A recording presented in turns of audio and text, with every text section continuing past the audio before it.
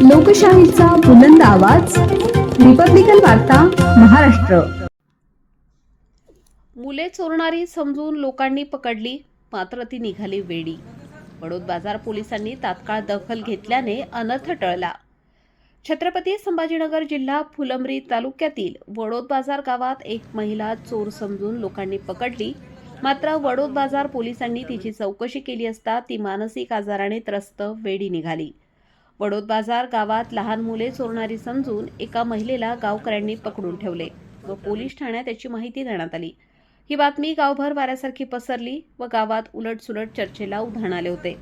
याची गंभीरता लक्षात घेता वडोद बाजार पोलीस ठाण्याचे सहाय्यक पोलीस निरीक्षक सुनील इंगळे यांनी तातडीने महिला पोलीस अंमलदार यांना पाचारण करून सदरील महिलेला ताब्यात घेऊन पोलीस ठाण्यात आणून तिची चौकशी केली असता असे दिसून आले की सदरील महिला परप्रांतीय असून तिला आपली बोलीभाषा सुद्धा कळत नाही व ती मानसिक आजाराने त्रस्त आहे.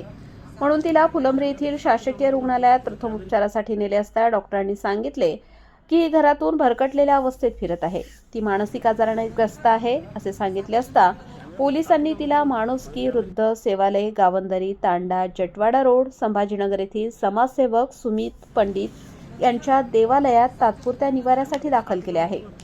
रिपब्लिकन वार्ता Maharashtra वृत्तवाहिनीसाठी Aurangabad Marathwada उपसंपादक Akbar Shah. Subscribe now and press the bell icon. Never miss an update.